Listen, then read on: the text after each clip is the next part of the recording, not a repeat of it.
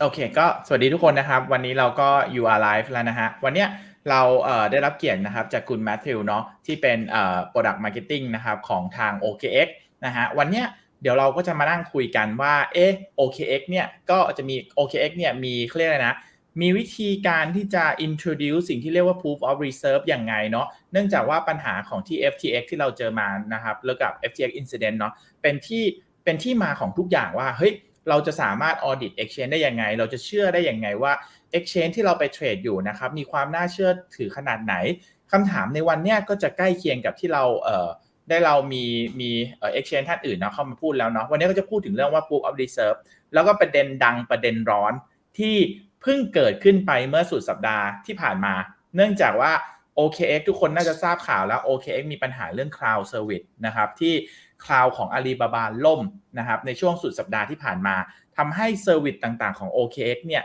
ไม่สามารถให้บริการรวมถึงการ withdraw ได้มากกว่า12ชั่วโมงนะครับ OKX เนี่ยเพิ่งกลับมาเปิดให้มีการเทรดดิ้งแล้วก็มีการ withdraw ได้ในช่วงประมาณ11โมงหรือเที่ยงของวันนี้นี่เองดังนั้นโดยรวมแล้ว OKX ดาวไปเกือบประมาณ1วันเนาะเดี๋ยววันเนี้ยเราก็จะมานั่งคุยกับคุณแมทธิวกันว่าlooking forward ของ industry เนี่ยครับของ proof of reserve เป็นยังไงบ้างแล้วก็วันเนี้ยเราก็ได้พี่เมย์นะครับมาช่วยเป็นหนึ่งใน moderator ช่วยคำถามคุณแมทธิวกันอ่ะเดี๋ยวเซสชันเนี่ยจะเป็นภาษาอังกฤษนะครับเดี๋ยวเราจะเกริ่นเป็นภาษาไทยเสร็จแล้วเราก็จะโยกกลับไปเป็นภาษาอังกฤษแล้วโอเคนะครับเราก็จะ come back with English version อ่ะให้พี่เมย์เริ่มกันนะครับSo hi Matthew, nice meeting you. This is our first time.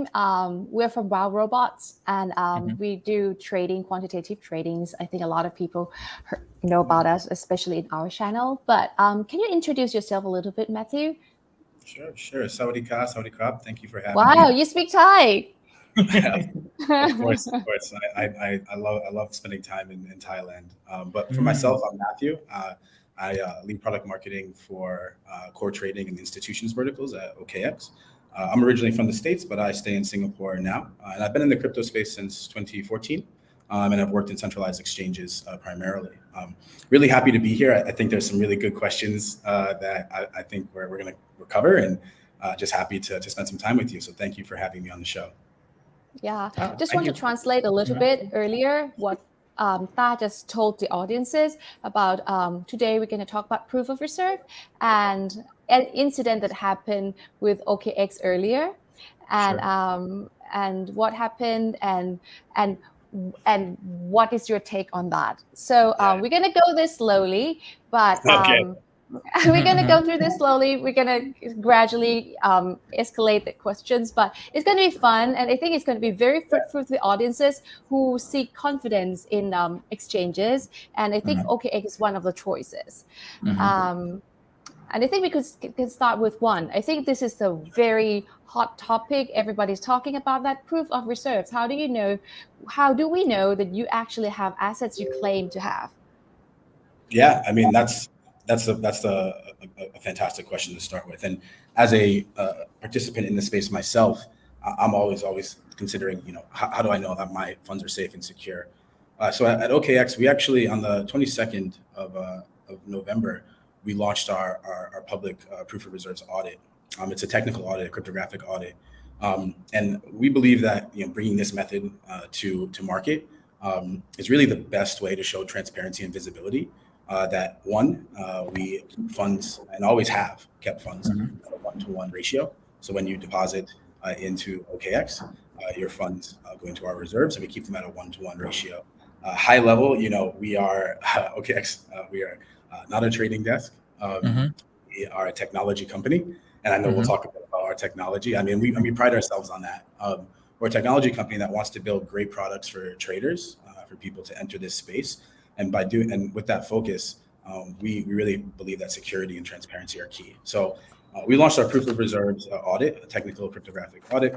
Our audit is a open source and can be verified by users and customers. I think we're actually the only exchange to do an open source proof of reserves audit. And this allows users, anybody, our customers, to go in, see our proof of reserves, and verify the address on chain. And so there's also an interesting point here around perhaps some confusion around what proof of reserves is. I know some of you guys have seen the news over the weekend of Mazer's audit firm. sort of take a step back from engaging with KuCoin, Crypto.com, and Binance. Because and they cited confusion around proof of reserves. And so high level, we've launched a technical proof of reserves that allow you to see our reserve ratio, meaning that we keep your funds or anyone's funds on the exchange in a one-to-one manner.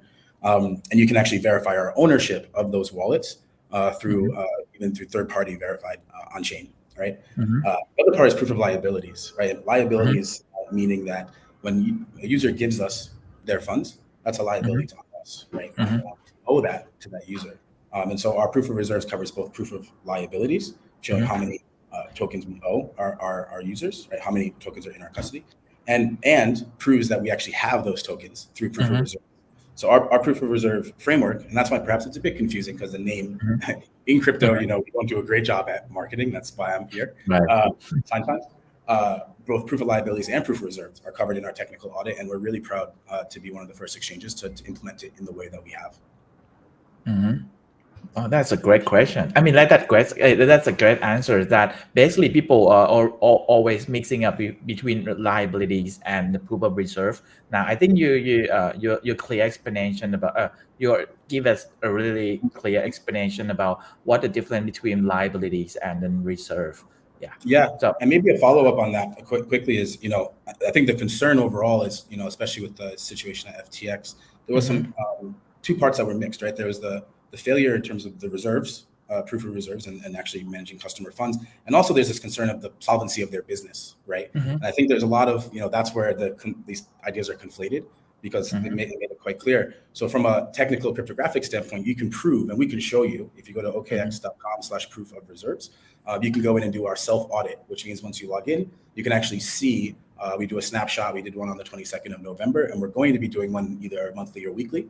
So that you can actually see an updated snapshot of your holdings within our reserves, right? So that provides you full clarity in terms of your liabilities, the liabilities and the reserves, and that we have a positive over 100% reserve ratio. The other piece is proof of solvency, and that is the piece here as well. I mentioned before, not a trading desk or technology company, and we have no debt, and so at a high level, we're in quite a good position. And so as a business, we don't have concerns in that area. So again, we really sort of pride ourselves on operating in a way that's transparent, that builds trust, and also puts us in the business of building technology for the long term. Awesome. So you have no debt, and this leads to one question. I just want to ask quickly out of the listed question, but if 1 is conservative and 10 is cowboy, how do you rate OKX? Ooh, depends on you mean just generally in life? Because you can answer in a few aspects: marketing point of view, product point of view, and bookkeeping point of view. Because you said you have no debts, and it's unusual for business. Not only for crypto people stake, people misuse money all the time, but the word have no debt in general business is weird already. I understand. I understand that. So maybe to answer your question directly in terms of conservative versus more out there, I would say we definitely are on the scale on the more conservative side, and that's in the frame of thinking around this space overall, where you mentioned things like how do businesses leverage finance in different ways to operate, right? Again, we want to be very transparent in the way we operate, which is really that we're a technology company, and we're not trying to make money with the money we have. We're trying to actually make money by providing a great service, and primarily through our trading fees is still our primary revenue source. So our goal is to continue to be build a fantastic product and get more and more users to come to us, right?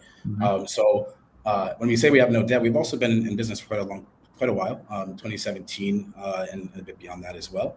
And through that time, we've just, I think, have done a good job positioning ourselves financially to not need to go out and take any external debt. So that answers the question. I think we're more on the conservative side, but that's purely because of who we are. Again, we want to just build great products for traders, and by reducing any of the possible risk associated in terms of operating the business, that means we can do that as best we can. Awesome.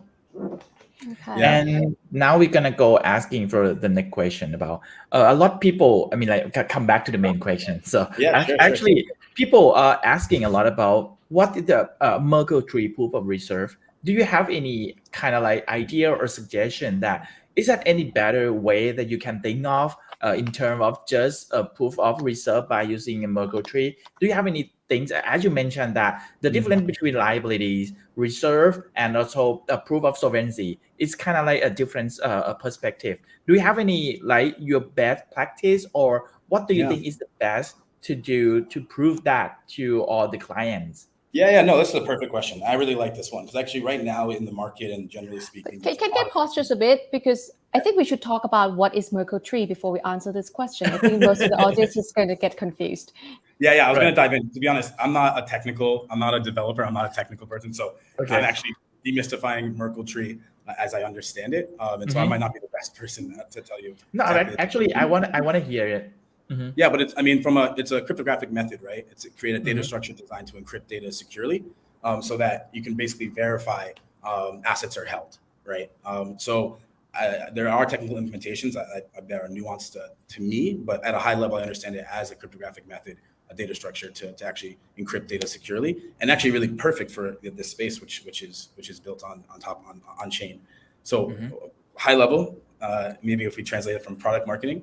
It's a way to trustlessly verify that there are what assets are being held in a specific way. You can do that in a trustless environment, right? And I think that actually leads to perhaps the answer to the initial question, which is from an implementation standpoint, I actually think we do a good job, right? And I actually am very impressed a lot with our team. We put this together. I know the team has been thinking about and working on it, but they put it together very, very quickly and did it in a very high level. And I'm very proud of our product and our engineering team. And as I mentioned before, this space overall it's not a trust us space. It shouldn't be. I've been in this space for quite a while. I believe in decentralization.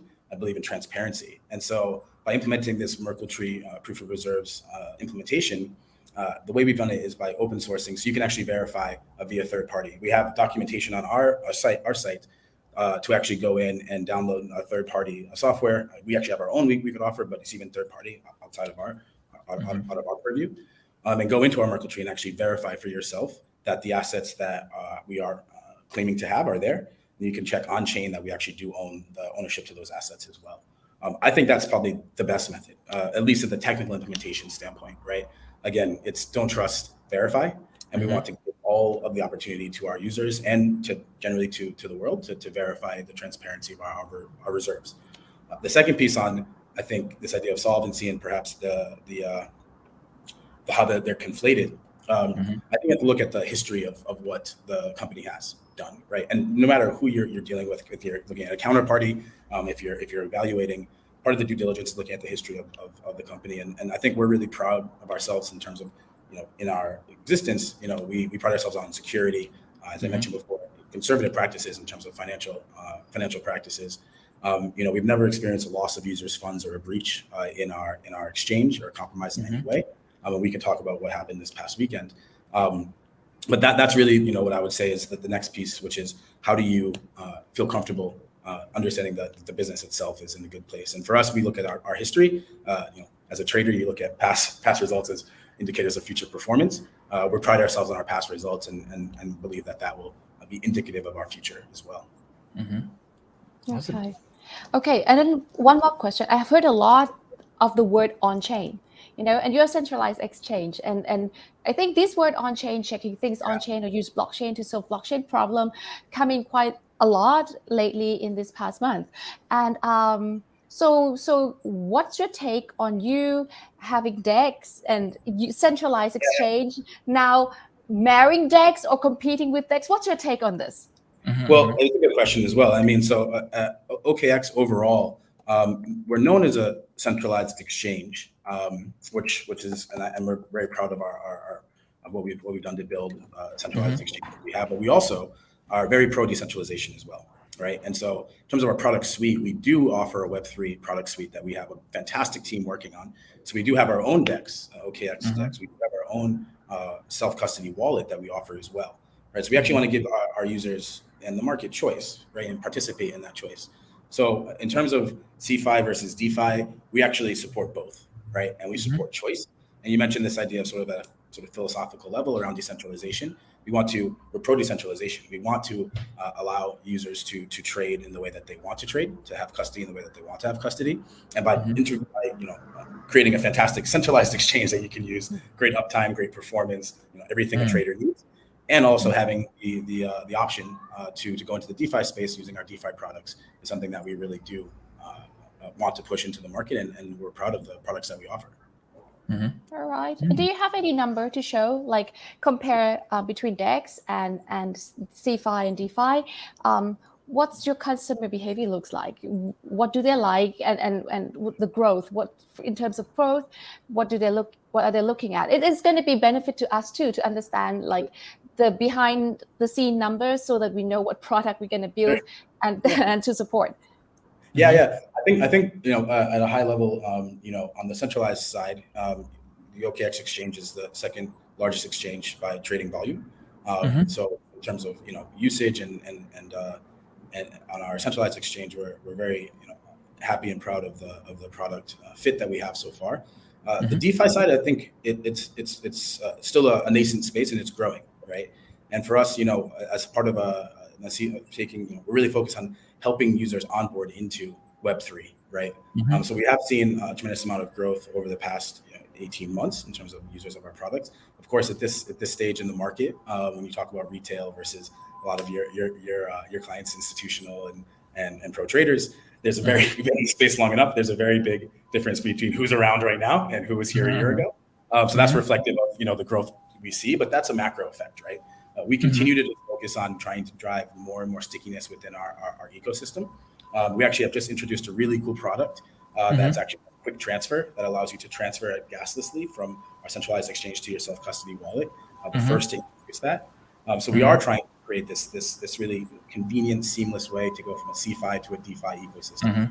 And we're also offering the elements that you need in that ecosystem. So we do anticipate growth to increase over time, as everyone else does. And we're prepared to see that growth as it comes. And then I have to mention that you guys are one of the first that allow user to deposit and withdraw through Lightning channel, which is freaking really fast and really low fee.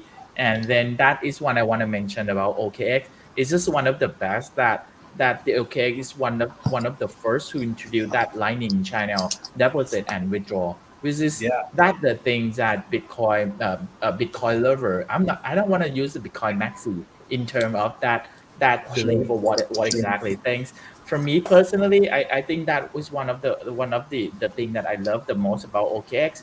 And then we focusing on developing both on CeFi and DeFi. And then I saw that, the channel that you bridging between a CeFi and DeFi, because from what we believe that is an option. It's a choice for all the client and the user that they basically can operate. Is kind of like what is serve them the most, and OKX that provide that the two to all the clients. Yeah, exactly. I mean, you mentioned something I really like to mention as well, which is, our team and the way we build products is really focused on the ecosystem, right? Like we want to build based on what is possible, right? And as a product marketer, we're always trying to solve problems or improve in areas we can. So the Lightning integration is one example as well, right? We're looking at L2s and integrating and supporting as many L2s as possible, giving the choice to go into L2 ecosystems, right? And then of course we can talk about all the new products we're building, but again, we're as a technology company, it's really fun to work and be part of the OKX because we're building so many awesome and cool things that really support this ecosystem, whether on the CeFi or DeFi side. I think that can feel you a lot when you talk about we're the technological company, and we came from the software house. That is a founder, and he loves to build, and maybe a little bit too much, but he has fun making toys. We keep developing a cool stuff. Even imagine that we be able to operate the quant trading. I mean, like a fully automated trading on the OKX and all the exchanges. We are still not satisfied enough. We jump on the DeFi. We try to make our software be able to work on the DeFi. And of course, now today we wanna use our service that working with the Bitcoin Lightnings and the Taproot and other techs that just come in from the Bitcoin standard, something like that. Sure. Yeah. No, I think you mentioned the point is to touch on very quickly is, as a product marketer, my job and role is to try to identify, problems and that we can solve, right, and be able to articulate those. I think that the fun part about this space is there are so many sort of problems to solve, especially when you think about CeFi and DeFi. The DeFi space is, I'm a DeFi maxi. I'm happy to say, right? I love everything DeFi. But it took me how long to learn all of those elements, right? And May, you mentioned, think about growth. Our job is, as we continue to see new people into this and bring new people into the space, is to make it as easy as possible, right? And so all this experimenting, all this building, all this fun stuff we're talking about is really to try to solve those problems, right? How can we grow this ecosystem and space overall? So it's really cool, and I'm glad that that's why I like you guys. you're doing very similar things. Thank you. Thanks. So I'm come back to the question. You mentioned about the DeFi, that you like DeFi the most. Then come back to the question that what do you think? I mean, how do you think about the institutions jumping in on the DeFi and between the how institutions play the major role, or between retail and institution on the DeFi and CeFi and stuff? How do you think about DOT institution? What do you think about how they're gonna jump in, and then when they're gonna jump in, and then what it gonna affect about all the entire ecosystem? I mean that's a good question. May I add a little bit to that question to make add more to heat it up a little bit, because the thing is, that regulators move at a clumsy speed. And right now we're doing something that regulators didn't ask for, which is proof of reserve, and we're trying to connect with like DeFi wallet and Web3 and everything else. So what's your take on the speed that you need to take, which is different speed from the speed of the regulators? You have to kind of lead by example more than doing what you're told. CeFi is more like, the regulator space and you're doing what you're told. But right now, the role reverse, and regulators have to look for your opinions and you have to lead by example. What's your take? I mean, add on to that question, just to jazz it up a little bit. Yeah. A lot of pieces here. We'll try to keep it narrowed in. But you mentioned, talking about institutions, coming on board in the space. The institutions are coming has been the drumbeat that crypto space has been saying since. Right. I mean, before crypto started, right? So I think we can see. I've seen a shift in the space overall in terms of the interest, I would say, interest appetite for institutions, whether that be corporates, hedge funds, HFTs, right? More and more institutions interested in this space, and that comes with level of maturity. But the big piece around it is it's around need. And I mentioned this before, right? Which is, how do we solve problems? And May, you brought up an interesting point, right? Regulation has a purpose in itself, right? There's not, as an American, there's like different views, right? But like, there's idea of, how much, there's always this sort of tug and pull around, how much regulation is right and how much and how little is wrong, right? This space, there's lots of different views on regulation. And I do think we will see, 2023 will be a year where we do see meaningful changes in regulation, given the recent events, right?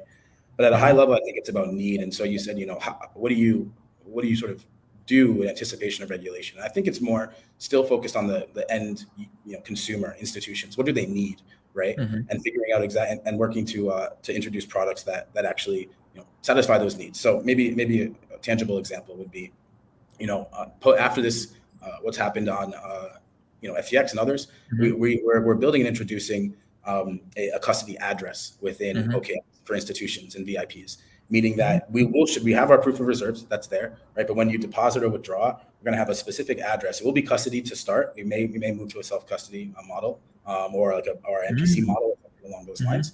But when you deposit as a VIP or institution, we'll actually be held in your own address, and we'll just match it one-to-one on the exchange. So, and then we'll do our own settlement. We'll do settlement. So you will always have the ability to track that address, see your funds, right, and add more transparency and visibility, right? This is a sort of a simple, not simple implementation, but a simple way of showing that, hey, we want to show you, give you transparency, but also provide you with what you need to feel comfortable on a centralized exchange. There are, of course, other solutions out there who offer MPC, and I think custody is going to be a big piece. Even when it comes to DeFi, we consider custody mostly focused on institutions, right? But when we think about 150 million people on DeFi, I don't know if self-custody is I'm a proponent of self-custody, but perhaps there will be solutions of custody that focus both on institutions and retail. But today, I think it does touch on custody, feeling comfortable and secure in terms of where your assets are in a centralized exchange, or using a service provider that gives you access to exchanges, and continue to build that infrastructure that allows for institutions to feel comfortable and secure. So I want to pause there because I know there's other parts of the question, but I think that helps give us some context and an idea of what I'm thinking and where I think this space is kind of going. Yeah. Well, we come back later, but this we're talking about industry and regulators. I just wonder what has changed after Luna. What has changed after Luna within OKX? What has changed after FTX within OKX? Has there anything significantly changed?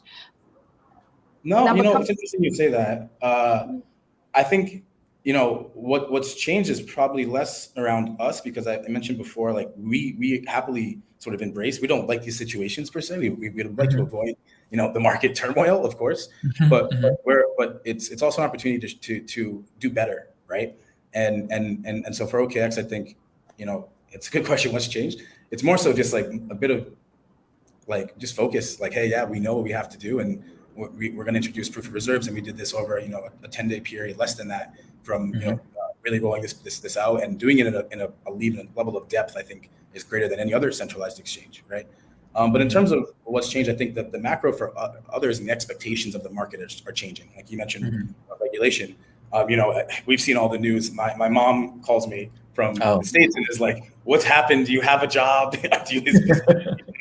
I'm like, but she's seeing these things, and even my friends who have been in the space, and they're probably more on the retail side, where they come in and they come out depending on the market. They're like, man, what's going on, right? And so my mom did that too. I'm sure you've all seen every mom's, every dad call their children in crypto business. I know, and no matter how old, how young, And so the result of that is perception, right? And so perception is changing, and that perception is changing probably in a way that's going to be meaningful depending on what we do next, right? And there's a lot of misconception out there, a lot of FUD that comes out and then goes around because of these the sort of perception changing. And I think one is, of course, regulation, and seeing where regulation lands, but also how we conduct ourselves. Like you asked me before, right? What are we doing to be better, right? And we mentioned proof of reserves. We're doubling down on that, adding more assets. Currently, we cover BTC, ETH, USDT. We want to continue to add more assets so you can check your assets more frequently. And then overall, it's just sort of kind of a vindication of the model that we run, which is, again, like focus on the technology, focus on the problem, focus on your users, right? Solve for them, whether it be institutions and spending time talking to asset managers, hedge funds, knowing that, hey, they want to reduce counterparty risk. Okay, what are ways to do that, right? So let's work with you on these pieces. Or retail and saying, hey, we're afraid, where are our funds? And it's like, hey, you can check your audit with proof of reserves, right? Continuing to take that feedback from the market, understanding those perceptions as they change, and then improving ourselves, right? And I think if we continue to do this consistently, we'll continue to be one of the best exchanges in the market, and perhaps one of the best companies in the space. All right, so I want to come back about the regulation and about the regulation and about all those stuff a little bit. I mean, like, how do you approach working with all the regulators all around the globe as you are the global company? So because like in different areas, such as Thailand or the US, as you mentioned, have a different approach because each regulation has a different goals and their perspective. So like in terms of OKX, do you have any approach working with the regulators all around the globe, or like what is your situation right now about regulations? Yeah, I mean this past I guess it was August, September. Yeah, just this past October, we were really happy to work with regulators in the Bahamas. Speaking of FTX and we always making joke with whatever you do, don't move to Bahamas. No, I'm just kidding. Yeah. No, I wouldn't say. Bahamas are a fantastic place, first of all. And, the regulators there, the people there. I mean, it's really a great place. And There there's sort of a bit of a hurt pride from some of the regulators and the people of the Bahamas because of the trust that was broken. And so for us at OKX, we have 200. I think we're hiring somewhere north of 200 in the Bahamas. And we're working with regulators. We've been regulated there, and are going to continue to grow in that jurisdiction.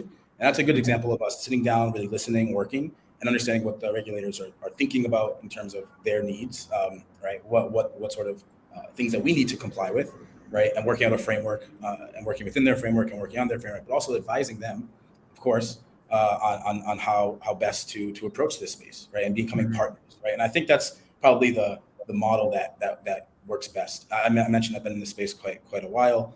Previously, I worked at crypto.com, which is really focused on entering certain markets in a regulated manner. I believe they just got regulated in Brazil under, I think, a money transfer license or something like that, right? But those relationships really are and it depends on the jurisdiction, of course. But those relationships are really about building that rapport and working together to find that right balance. And they do take time, right? And so I do think, as I mentioned before, this next year, as we look forward in 2023 and anticipate a need for regulators to be more involved, perhaps even move faster. Like May, you mentioned, they've been moving a little bit slow. Might have to move faster now, but we're happy to engage, right? And happy to engage in the right manner and work with regulators to be within their frameworks and help them update frameworks as they see fit. So, that's what we're going to be focused on as well. All right, cool. And I think that would want to ask these questions about what happened just a few days ago. Right. Yeah, because a lot of people asking me the same question that they are focusing for today, that they want to ask you about what's going on the previous, last couple of days with OKX. Could you explain a little bit? Happy to touch on that. And really, this was starting on 18th. I think it was around 4 p.m. something along those lines. Right. But we actually started to we discovered that our cloud provider, web service provider, Ali Cloud, our servers were unavailable, and we were immediately in touch with their team and started to realize that there were some effects to our uptime in our actual exchange business on the CFI side. So it actually turned out that it was an anomaly, some sort of technical issue on Ali Cloud side. We've done a postmortem and looked into it, and there was no anything broken on our infrastructure. There was never anything compromised, so the funds are SAFU. It was really just a technical issue on the cloud, our cloud provider. And so we definitely apologize for those any inconvenience there, right? We've just reopened deposits and trading, so we're fully back up and running. No need to FUD or anything like that. Very much just like a technical what's happening type deal. Again, there was no breach in our systems. No funds were ever touched in anything along those lines. So we're back up and running now, and then moving forward, we're going to look to do a sort of multi-deployment across different cloud providers. We talk about decentralization, every day, every time it's a new time to learn something. This is a perfect example of centralizing maybe a bit too much or counterparty risk to some degree. Where moving forward, we're going to look to have a multi-cloud deployment where we work with multiple providers to have instances up across the board. So we do have some redundancy in place should this happen again. But just to address the FUD, no, funds are SAFU. Everything's okay. We apologize for not being there when you wanted to trade or not being able to do what you wanted to do. We really that's not the service we ever want to provide you. We want to provide you with the best service possible. But we're back up. Things are fixed and continue to improve. We're going to monitor it over the next day or so. Of course, we're in touch with Ali Cloud and the team. But generally speaking, it was a technical issue, but it's solved and we're back up and running. But actually, I saw the numbers. Since your opening service, there are some withdrawal, but there's a huge net flow. A huge deposit coming into your exchange, which is, for me personally, all the number looks just fine for me. And then, because I love the numbers, I'm working with the numbers all the time. Of course. That's the best part. On chain, everything you can see. transparency, like all for it for sure. Yeah. So, you can of course monitor. We have a great relationship with Nansen and their team here in Singapore. So like, they have an awesome software. Go check them out. And you can monitor on-chain data. But we're up, and you can start to see the deposits and withdrawals and everything moving accordingly. And one thing I wanna point out to all my audience and all the audience that I always point out you guys that OKX is one of the exchange that you have one of the best clean reserve because you're not including any of your token on your reserve as a proof of reserve. And that's the thing that we want to point out to every audience that watching us, and then maybe that come back and watch later. For me personally, so far OKX one of the trusted compared to Binance has a lot of FUD, which is I'm not so sure about FUD is good. I mean, like, is that thing is real or not real for now today? It's a FUD or is can come back a real thing because things happen with FTX so fast. It's just 3 days and everything is collapsed. It's just starting with a FUD, but now it look more serious. I mean, and you mentioned something about just being able to monitor on chain, right? I mean, that's that's why we sort of come to this space is because we want transparency. We want to live in a trustless world, right? Which means that hey, if you are flooding, there are ways, and of course we know how the crypto Twitter works and how everything works out there, right?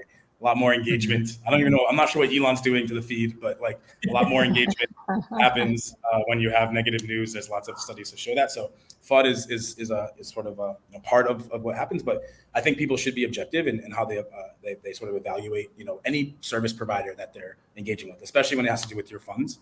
I'm also a proponent of self-custody. I don't keep my funds. I keep very limited funds on any exchange that I use, generally speaking. Just as a best practice. And so there's always an option for self-custody. OKX, we have our wallet, which is amazing. It supports 27 chains. We have swap functions there as well. Self-custody wallet. So very easy to put your funds in self-custody. But if you are going to keep your funds on exchanges, and there's reasons to do so, of course, just evaluate that in the way that makes sense and try to put the FUD aside to be like, is this really not real? But either way, try to be as safe as possible. And that comes with self-custody. Yeah. I want to give you a little bit of some time to talk about clean reserve. I think this is the idea that I mean, I don't know. Interesting. A lot of reserves are quite dirty, as in they move. I don't know what the clean or dirty means. Right? Dirty It reserves. moves and it can go to zero.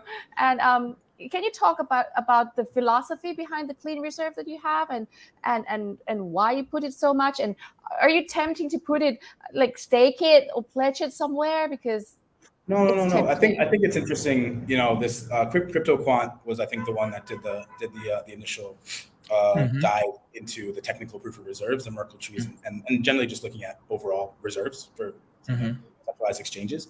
And this metric of clean reserves was basically an issued token from your platform as held in your reserves. I think this may be a bit of FUD coming on the Binance side because BNB is a very popular token. So if they do hold their tokens one-to-one on their exchange, you would imagine that some of their reserve, a portion of it, would be held in BNB. So I don't know how much of that is this like clean versus this user is holding BNB. It's a very popular token, top 10. So I think there probably is a bit of the FUD in that, but I think the idea of a clean reserves is, and this stems from FTX obviously leveraging FTT, that sort of token. But it is evaluating that and making your decision, making your call, right? So when you see the reserve ratio or you see the reserve, the breakdown of reserve for the exchange, and they maybe have a high level of their native token, you'd have to think, are there that many people who have it in real life, or are there that many people who would have it here, right? Not to say that there's any reason that you should FUD it, but looking at the data will help you, right? So for us, we don't have, at least in terms of the ratio and makeup of our reserves, we don't have much of our native token there, right? And that's just what the metric states. But basically, the data will speak for itself. I don't have too much more to say on that one. Right. So come back to the about the DeFi and stuff. You guys have the OKC with the OK chains. Do you want to talk about the OKC chain a little bit? Because I feel like not so many people knows about that OKX has their own chain, just like Binance Smart Chain, something like that. you want to could you like a little bit elaborate a little bit about OKC? Yeah, sure. So the OK chain, that's our native chain. And so really, I think we take a bit of a different approach than perhaps other exchanges when it comes to their native chain. It's sort of a reflection, I guess, who we are. We mentioned talking about building technology company, building products. The OK chain is its own part of the OKX ecosystem. And we have a number of protocols building on that chain, and we really use it as an area of development overall for the ecosystem. We have our OKC token, our OKT token. We have and OKB is our token for the exchange. So we have our native token that supports that ecosystem as well. And as we look to compared to what others perhaps in the space are doing, we really look at that as a part of our ecosystem to help develop DeFi. But we don't tie it to our centralized exchange, right? We don't really tie them too much together. We want it to develop on its own and bring its own ecosystem together. So for OKC, it's something that we're going to continue to develop. We've had for quite a while, and there's a fantastic amount of really cool developers there. And you can also check the OKC. We have our own Twitter, and it's great to follow them. I know a lot of folks follow OKX, but if you follow OKC, you can get all the update details on what's happening on that chain and the developers. There's a number of initiatives there. So if you are a developer and you are keen to look at new chains to develop on, it's an EVM compatible chain. Definitely check out OKC. And it's just a really good ecosystem to start to develop in. Awesome. And then I heard that basically OKX provide these plenty of funds like the developer fund to kind of like funding the project that help develop on the Bitcoin ecosystem. I heard that is more than 1,000 Bitcoin. So could you kind of like talk about a little bit about that campaigns? Yeah, I haven't worked on that campaign directly. Oh, okay. I think that came out of the OKC, something like that. Providers. Yeah. But I think go back to the philosophy, right? Like, just the same reason we integrated Lightning Network, right, and do these things. Yeah, it's because we want to be, as the ecosystem develops, right, and if we can support that, you mentioned we're in a pretty, financially stable position. If we can help developers build, that's where the novel ideas come from, right? That's where you start to see, invention, creation, and so we always will happily incentivize and support developers coming into this space the best we can, right? And so why OKC? That gives us an opportunity to actually give a space, give a place for developers to come, and there's plenty of other options out there. So I mean, always as a developer, I've played around, I've built in different playgrounds, different sandboxes. It's always useful to see if it's the right fit to develop, and for us, we'd love to onboard and talk with developers who are interested in OKC, and there are incentive programs like the 1,000 BTC. Who doesn't want 1,000 BTC? 1,000 BTC, campaign, right, to focus on Bitcoin development, right? So it's cool. It's very cool, and we will continue to do those type of supporting campaigns for the developing community. Yeah. So and then come back to about your working product on pipelines. I want to touch about liquid marketplace. You just pre-launch all those stuff. I heard that it's similar like Paradigm. Somebody know Paradigm for my channel already. So we wanna know a little bit about liquid marketplace. What exactly is liquid marketplace? Liquid marketplace. Actually, this is my favorite product that we've come out with. I love it too. Actually, you've seen it. Yeah. Okay. Oh yeah, I sent it to you, man. Yeah. So our liquid marketplace, we've just launched it and recently, and it's what I consider the most powerful on-demand liquidity network, and it's for pro and institutional traders. So you can trade spot, OTC, future spreads, option strategies. This is done off book, right? So you don't impact the order book. And we actually have a marketplace of brokers. I say brokers, a lot of makers on the platform who actually can take your RFQ and sort of instantly provide you with the price. And so as a taker or even a maker coming into the platform, we have 20 plus predefined strategies. And as an options trader, I mean, if you're familiar with Paradigm and Deribit and other platforms, we've just launched the liquid marketplace. And a lot of the things that we've noticed in this space around the need, like you mentioned, institutions, the need to sort of reduce counterparty risk, right? For a lot of traditional OTC, when you were, it's amazing. I've been in this space so long that I know all OTC players. I don't even know who's traditional OTC, it's sometimes it's a bit crazy what you have to do, the hoops you have to jump through and the risk you have to take to trade, to make a trade in this space compared to traditional markets. And I'm really happy to see whether it's us and other players start to build that infrastructure that can reduce counterparty risk, increase capital efficiency, and really connect makers and takers, buyers and sellers to do sophisticated trades in real time, like instantly. Settlement, price discovery, settlement, all of it done within the marketplace. And so it's a fantastic product that we've just launched quite recently. You'll start to see more of it over the next few months as we start to continue to ramp up some of our marketing and start to roll out some really cool new features. But so far, we support BTC, ETH, Solana. We just added support for Doge, which is just more because why not? And of course, we're continuing to add more and more pairs. I think we have 20 plus tokens prepared to go live on our marketplace, on Liquid Marketplace. So as a option for pros, institutions to get access to liquidity and trade sophisticated strategies, Liquid Marketplace is a great product to try out. Yeah, very very happy with it. I mean, the UI, the interface is fantastic. Yeah, I like it actually. You've seen it, right? The UI is fantastic. It's very intuitive. And of course, you can have greater capital efficiency because it's ingrained and built in to our centralized exchange, right? So if you do have funds on the exchange, we have our portfolio margin system, which would allow you to actually have better capital efficiency by using less margin to take a position through the Liquid Marketplace. So as a product and what we're rolling out, we're really excited for this one. And we'd love to find new traders, new businesses, institutions. I'd love to talk to them. Always looking for feedback, and we'd love to get you guys to try the product. I think it's something you'd be very impressed with. Right. Yeah. So I have to mention a little bit. I really love the predefined strategies for option traders. You guys have provided all the predefined strategy over there. You want to do like a put ratio speed, a spade. You want to do a strangle. You want to do the a carry trade. You want to do call option, put option. You want to do the call condors or the put condors. Everything is out there. So you basically kind of like provide a predefined setup for all the trader, all the option traders, or maybe like just you are the newbie or the I don't know, the rookies of the option trader. You can learn how to use auto strategy by basically just press the button and then basically it's pre-set up for you to trade option, which is that one of the things I love the most about paradigms and the things that I love the most about you guys about the Liquid Marketplace.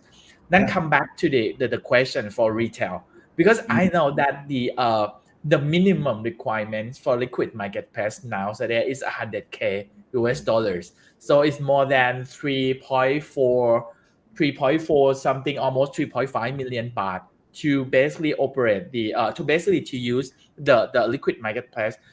In the future, do you have plans to basically reduce that minimum requirement down for the retail? I mean, it's something we're absolutely open to doing, and we actually are looking at. One of the main ideas here is we've launched recently, so we need to monitor and understand the market health, the health of the marketplace, right? But there'd be no reason to necessarily lower the leg minimums. The minimum now is actually 50K. So okay. 50K or 25K aside if you're doing like a multi-leg or a spread trade. So, and if depending on how sophisticated you get, it can even get lower. But no, in the future, depending on the health of that marketplace, we do anticipate looking at the growth we've seen in options in the options market in crypto, generally speaking, that the marketplace will be very healthy. And once we evaluate and understand the health of that marketplace, we know it works well now. I mean, liquidity is very deep.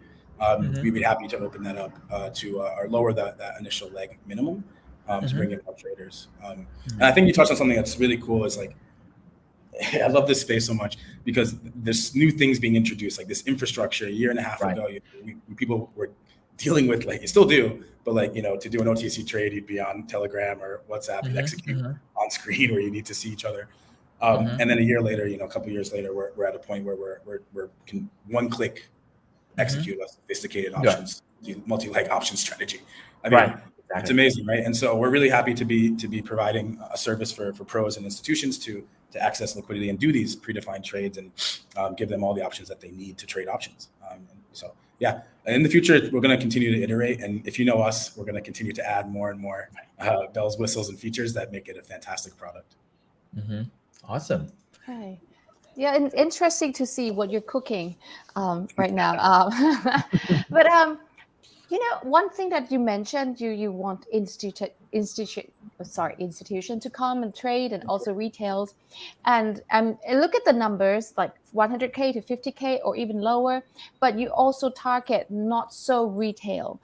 And from your perspective, I just want to know what's the difference, the take between institution right now after all the incidents and the retail right now. Are they having the same idea, the same view on the market? It's getting, retail still jumping every time Fed announce anything, but institution, are they different? Are there any different? Yeah, of course. I mean, I think fundamentally they have very different needs, and I think there was recently we don't know. I haven't seen too much data come out as of like past 3 weeks. But I think, if we look at a macro time frame, mid-long time frame, we actually continue to see, institutions getting more and more bullish on this space, right? I've been in the space for quite a while, and I think two years ago we couldn't get an asset manager on the phone. Like you couldn't get like a traditional asset manager on the phone to talk about Bitcoin, right? Like it wouldn't happen. And then, sometimes about a year ago, we had asset managers calling us, right, and inquiries coming in. We see an increase in overall in terms of inbound leads and people just wondering, hey, how do I do this, right? How do I get into this space to offer this asset class to my clients? But as when it comes down to, I think the sort of core differences is, as a institution, depending on the type we're talking, I think institutions also is a very kind of a misnomer for the type of, it's a very big bubble. There's a very big I guess box that you put all of these things into. Institutions very different, right? Everybody has different needs, but when we talk about the needs of an asset manager compared to a fund, they're very different as well. When you're a custodian of somebody else's funds, you're looking for things like security, first and foremost, right? You're trying to lower counterparty risk, and everyone is, but you really are very cognizant of counterparty risk and also regulation, of course, right? Is this going to be safe if something happens, right? That's out of your control, my control, whatever. And then you look at things like hedge funds and high frequency traders who are their focus is how can we maximize alpha and try to get as much as we can out of the funds and that we have, and so they're looking for things like edge, right? Everyone's looking for edge. They're looking for edge. So it's for us, we have in terms of uptime in our API connectivity, I think we're one of the fastest. Our uptime is second to none. And so from latency for high frequency traders or funds who want to integrate, our API, and there's some independent thought out there that says we're one of the best. And our team loves that because they spend all their time focused on our API and they're building stuff. And so in terms of latency and uptime and connectivity, we offer something second to none. So these are things that institutions have in particular. Retail doesn't care so much about as much. I mean, they care about security, they care about some level of counterparty risk as they would define it. But generally speaking, we focus on retail for things like convenience and speed. And speed in that sense is how intuitive, how quickly can I make a trade, and security, right? We want to make sure that and if you're a retail and you're coming to our exchange, you have your hard-earned dollars, you're taking part of your paycheck, that you're saving, and you're giving it to us to hold as you trade. We take that very seriously, right? And so we want to make it a simple and convenient experience, but safe and secure, right? High-level retail, that's what we do. Institutions, and we're continuing to get better at this on the institution side, finding those things that people care about most and doubling down. And so that's what we're going to be focused on. But agree, different needs. But for us, we try to solve those problems and give those benefits as best we can, depending on the type of client, user, customer that comes to us.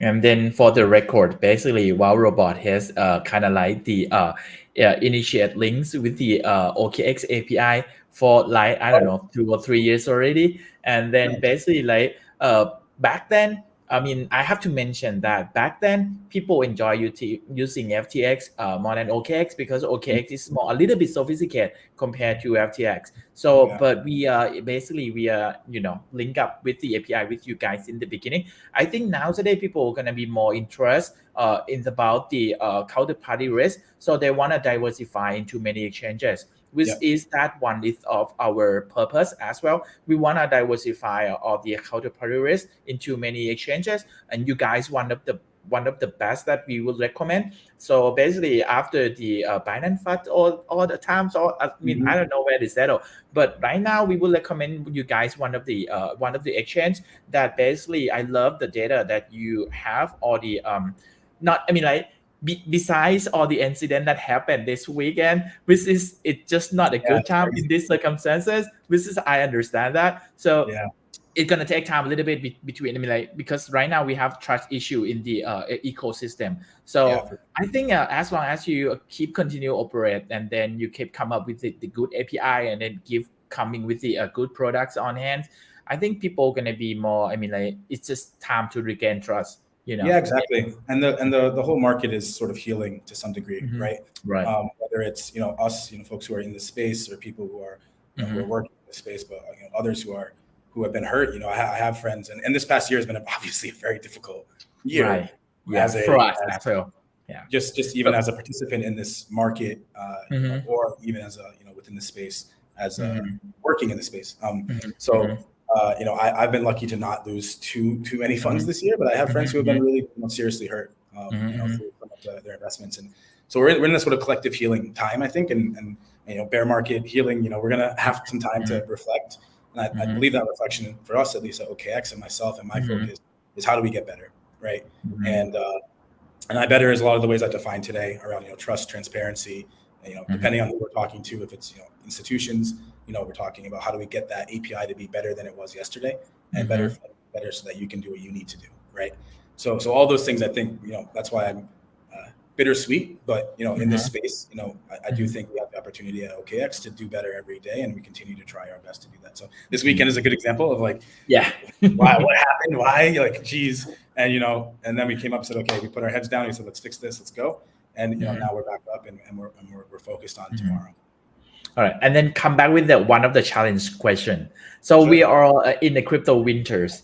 Everybody asking me, how long do you think it will last? How long we gonna get a summers again? How long we gonna pass these winters? How long do you think? The best part about I was gonna say the best thing about forecasts is they're always wrong. Right. So right. So, but they just keep asking all the time. So, from your point of view, how long do you think about all the macroeconomic or the system about regain trust in the crypto ecosystem? So, a lot of people say that this might be 10 years. The short answer is there's two fronts we're sort of dealing with. I mentioned the collective healing, and where we need to sort of move as a space and get better, right? And so there will be, there's still some systemic, they call it contagion, happening in certain points. So you don't know if that's completely done, and so that's in the structure of the crypto market. If you look at the macro, I think I'm a technical analyst and a trader, and so I follow the space obviously very closely.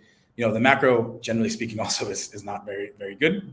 Right. I don't know if you trust the U.S., the Fed in the U.S. saying a soft landing. I have to ask you. Transitory, it's almost like you kind of can have to counter trade anything the Fed says, like the guidance. It's like you probably go other way. But I would say, generally speaking, this is the health of a cycle either way too, right? Like when you go up, you go down. We're seeing a macro cycle play out. I think we're heading into an area of stagflation, perhaps into a recession. And if we look historically, that period, we're already kind of in it. We're going through it now. But that period does tend to extend. So I think we maybe see bottom in Q1, depending on how the Fed handles rates.